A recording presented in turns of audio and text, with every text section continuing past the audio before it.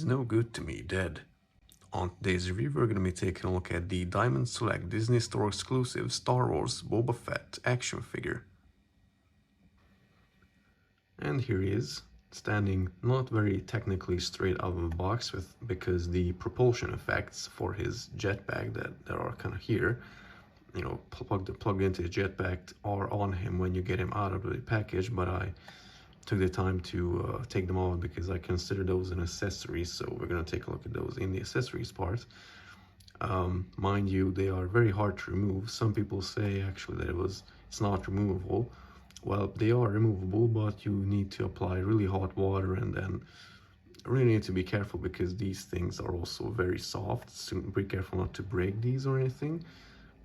So yeah, just apply some hot water and they will come out, because it looks very weird when you just have the figure standing and the jetpack has just, you know, propulsion effects coming out of it. It just doesn't look natural. But coming back to the figure, my first impressions, sculpt wise and paint application wise, this figure looks really good, but I can already see that the articulation is going to be hindered by the nice the sculpting of the figure, because that's the way it is usually with Diamond Select figures.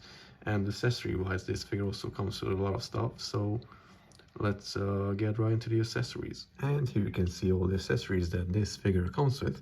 As you can see, it comes with quite a few things, so without further ado, let's actually get into it. Let's take a look at these things. These are the which I mentioned, the propulsion effects for the jetpack. These plug into the back, and you can it doesn't come with a kind of flying display stand, but if you have any other display stand that you could pose him with if he's flying, you can totally do that and it'll look very nice. But I just noticed, do you guys also think that these look like eggplants? They look like flaming eggplants, you know, like I cannot unsee it now, but I'm gonna try to show you. They are quite hard. I actually just gonna, as you can see, they plug in here, but oh, they are very hard to plug in. They're very hard to get out of there, so I'm not gonna force it. But yeah, and be very careful because yeah, it's very hard. Use some hot water. Let's get into this one. This is a flame effect, of course, as you can see, which can actually plug into his left arm, into the kind of gauntlet piece. This piece, as you can see, it comes out. You just put it here for the time being, and I don't think it's a certain shape. Maybe, yeah, it looks like it is. You have to plug it in this way, and you can make it look like as if he's using the flamethrower, which is a pretty nice effect. There's some looseness already. So that's the, you know, it's sculpted very nicely. It's very similar to the newly released, well, not very newly released as of now, the Black Series Incinerator Trooper. Looks very similar to that. Then we have this piece, which is a sort of blast effect for the blaster that he comes with. It's very nice. You can see it has a little peg there, and you can plug it in. This is way easier to do, and you can do like a shooting pose. So you can put this guy in very different poses. He could be flying, non-flying, using the flamethrower, shooting his blaster, or just standing there looking menacing, as if, you know, as he did in the Empire Strikes Back and even in Return of the Jedi. Let's take a look at this piece. This is, of course, his famous rifle. I believe this is an EE3 blaster rifle. And there's some nice paint applications on it, but there seems to be some missing right here. Maybe it needs to go out this much. And in the movies, I think this was a way lighter brown. Other than that, there's some really nice kind of weathering effect applied with some white or silver. There's also some rust or something here. It's also slightly bent, which is to be expected. You can easily fix that using hot water to reshape it. Very nice. I always like the design of this particular blaster. And he comes with two interchangeable hands, which are the same. One is right, one is left. But as you can see, they are quite dirty. because, you know, this is of course his look from Return of the Jedi, so this might just be him on Jabba's ship, you know, where in Tatooine, where there's a lot of sand, so maybe it's just a bunch of sand on his gloves, sorry. And they do have horizontal hinge, as you can see. You can probably use this to kind of, when he's using the flamethrower on his left hand. I don't know how he would use it on his right, but, you know, kind of more open hands. So that was it. Let's get into the details of the figure. Let's get right into the details of the figure, starting from top to bottom. Starting with the helmet. Some people say that the helmet is oversized, but I think that's how it looked in the movie. I mean, you gotta admit, you know, there has to be a human head underneath there, so it has to be kind of big, like a bucket or something. I like that they, you know, the visor was this wide, but I think it actually went like, you know, as a the way it went down, it got wider as it went down. I'm not sure. Have to look at some older pics. But I do know that the Mandalorian's visor is just more narrow all the way around. But I always like the design of this. And as you can see, there's also the very famous dent on his helmet there, which, as we know, was caused by Cad Bane in a unreleased Clone Wars episode. The visor is very nice. It does actually have articulation, but the way that mine was, this piece was kind of bent outwards and it was a really weird shape. So I actually applied super glue on this and it kind of went onto the antenna. So, you know, it used to have, you could pull this down, but mine is just glued there now. So, you know, just keep that in mind. I really like all the weathering that was applied to this figure because he really looked this dirty and scratched all over the place in the original trilogy. Taking a look at the jetpack, this is of course looks exactly, well, it is Jango Fett's jetpack. It is not removable. Well, you could probably, you know, it's probably glued somewhere there. The rocket on the top is slightly bent as well, but that's not big of an issue. These things, I don't know if these actually have articulation. Looks like they might, but I don't want to force them too much.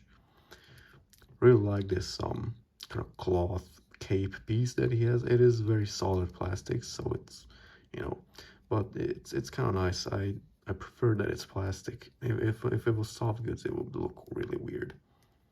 As you can see, the Mythosaur skull emblem here looks very nice. The you know, the Jango Fett's family crest emblem, I think that is.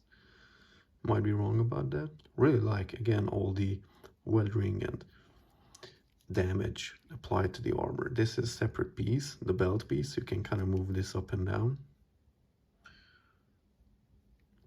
These things actually plug in, so if you want to, you can sort of see, get this out of the way. So they plug in there if you want to, but this is a separate piece, kind of. So it's kind of weird, but whatever. And as I mentioned before, this piece comes out to put in the flame effect. This is a separate piece. This, and I'm not sure what it was. Some people said that these are Wookiee braids, but some people said that they are Jedi Padawan braids, and I'm not sure which one is true at this point. Really like the cargo pants that he had, the knee darts or knee rockets as well. But I never got the shoes. They look really, really weird. They look like Gucci shoes or something. Would have preferred him to have some kind of bigger cargo style boots or something. And these pieces I never got either. Are these supposed to be like some kind of lock picking tools or something? Because he has like a little pocket here that has some tools in there. And he does have pec holes on the underside of his feet, so you can put him on like a 7-inch scale stand, maybe a NECA display stand if you want to. Whoops. So now let's get into the articulation part. Let's get into the articulation. Mind that this is my personal copy of the figure, so I might be a bit more careful with it. The head is on a ball joint. He can look up this much, which is not too bad. Can look down this much.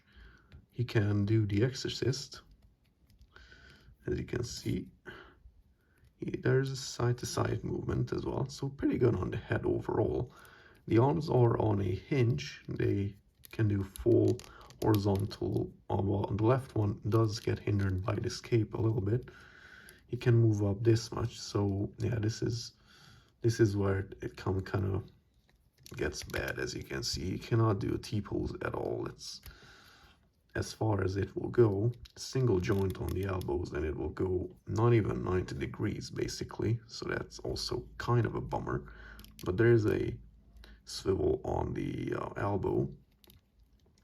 Hands are horizontal hinge, so not too much, and of course they have a swivel as well. The torso, there's a ball joint. He can bend back this much, bend forward this much, which is not too bad. No side-to-side movement, even though this gets out of the way a little bit. The legs are on a ball joint. Let's just get his arms out a little bit. He can, that's not too bad actually. He can almost do full Jean-Claude Van Damme, but these kind of pouches on the belt get in the way. Can kick forward this much, which is pretty good. Well, the left one doesn't get too far because of this cape, but the right one also doesn't get too far. Double jointed knees go about this much. Wow, really hard. Oh my god. Okay, it's kind of weird because this is as far as his legs will go inwards, so you can, if you want to have it like this, his feet will immediately just go back to this kind of stretched out, so that's kind of weird. His feet are on a hinge and swivel, go forward this much, go back this much, very nice, and rocker swivel side to side. And as I mentioned before, the antenna does have articulation, so it goes forward, but mine is glued down because it was, this was almost kind of falling off. So now let's get into the size and comparisons. Size-wise, this Boba Fett figure seems to be standing at, well, to the top of his head, it's 18 centimeters, which translates to 7 inches, and to the top of the antenna, it's actually 19 centimeters in height. And for comparisons, here we have him standing next to a similar 7-inch scale figure. This one on the right is the DC Multiverse Robert Pattinson Batman. It's the kind of custom figure that I did. Also, there is a review on that on the channel if you want to check that out. And on the right, it's a 6-inch scale figure, that one in particular being the Star Wars The Black Series Beskar Armored Mandalorian. And here we have him standing next to a can of Coca-Cola. And my final thoughts on this figure. Overall, I think the paint applications and the sculpt work is really nice. He's kind of a harder to obtain figure, given the fact that Diamond Select figures are in general kind of harder to obtain, and this guy is a Disney Store exclusive, so I actually bought this guy off eBay, so he's kind of hard to get. And if you want to get a figure that's kind of more articulated, get the Star Wars The Black Series new Deluxe Return of the Jedi Boba Fett. I think, that has really good articulation, where this guy is kind of lacking, even though, as I've said countless times, all the paint applications and the details are very nice on this figure. Also, his right hand, which is, a gun holding hand with a trigger hand and everything, trigger finger, should really be vertical hinge, so you can put him on a better shooting pose. That one is also horizontal, so that kind of sucks as well. But as you can see, really liking the flame effect that you can put on him. There's also a blast effect. There's a jetpack combustion pieces, so you can put him in flying pose. You can do all sorts of different poses on this guy. Really has a nice presence when you put him on the shelf. He can actually stand quite nicely. The jetpack doesn't give him like a more weight on his back so it doesn't get pulled back. He can stand on his own pretty well. But you could put him on a display stand if you want. Overall, I think this is a pretty nice figure. I really like it, but as you know, I use this guy a lot when comparing other figures because this is one of my favorite figures in the collection. He's just a really badass figure to have. So that was my review of the Diamond Select. This is store exclusive Star Wars Boba Fett from Return of the Jedi. If you liked the video, consider leaving a like, or if you didn't, consider leaving a dislike. That's an option for you as well. If you like what I'm doing, consider subscribing. Maybe leave a comment down below. That's much appreciated. It was me, the collector, and I'll see you later. Take care. Bye bye.